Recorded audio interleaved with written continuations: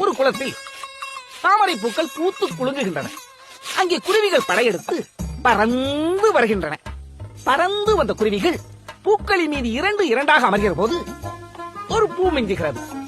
ஒரு குருவியாக அமர்ந்தால் ஒரு குருவி மிஞ்சுகிறது. ஆக தாமரை குளத்தில் பூத்த பூக்கள் எத்தனை, பறந்து வந்த குருவிகள் எத்தனை? இந்த கணக்கெல்லாம் எங்கதாயா பிடிக்கிற?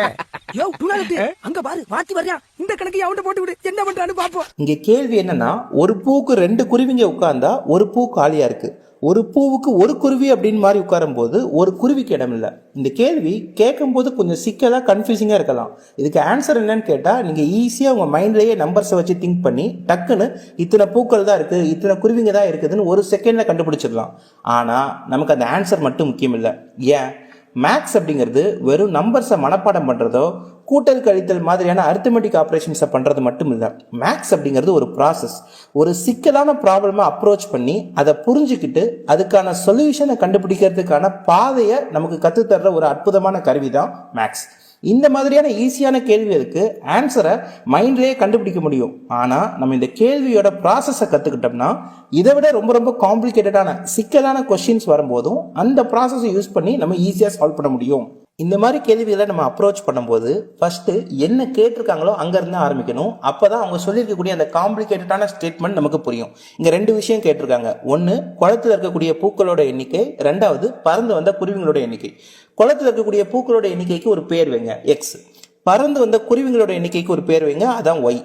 இப்போ கொஸ்டின் இருக்கக்கூடிய ரெண்டு ஸ்டேட்மெண்ட்டையும் ஈக்குவேஷனா மாத்த போறோம். இதுதான் ஃபர்ஸ்ட் ஸ்டெப். ஃபர்ஸ்ட் ஸ்டேட்மெண்ட் என்னன்னா, ஒரு பூவுக்கு ரெண்டு குருவிங்க மாதிரி உட்கார்ந்தா ஒரு பூ காலியா இருக்கு. ஒரு பூ காலியா இருக்குதுன்னா பூக்களோட எண்ணிக்கை எக்ஸ். ஒன்னு காலியா இருக்கு அப்படின்னா x-1. ரைட்டா? இந்த x-1 தான் குருவிங்க வந்து உட்கார போகுது. ஒரு பூவுல ரெண்டு குருவிங்க உட்கார போகுது. அப்ப குருவிகளோட எண்ணிக்கை y = 2 × x-1. அப்ப இதுதான் ஃபர்ஸ்ட் ஈக்குவேஷன், y = 2 × x-1.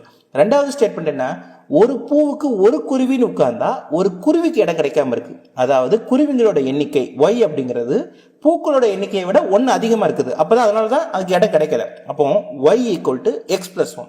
இப்போ ரெண்டு சைடு ஈக்குவேஷனையும் பாருங்க. ரெண்டு ஈக்குவேஷன்லையும் லெஃப்ட் சைடு y தான் இருக்குது, அதாவது குருவிங்களோட எண்ணிக்கை. அப்ப ரைட் சைடு என்ன பண்ணிடலாம், ஈக்குவேட் பண்ணிடலாம்.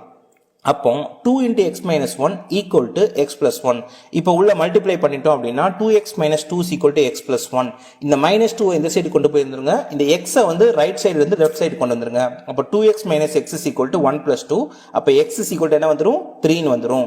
அப்போ பூக்களோட எண்ணிக்கை நமக்கு கிடைச்சிருச்சு. ஸோ குருவிங்களோட எண்ணிக்கை இதை விட 1 அதிகமா இருக்கும். குருவிங்களோட எண்ணிக்கை 4. பூக்களோட எண்ணிக்கை 3, குருவிங்களோட எண்ணிக்கை 4.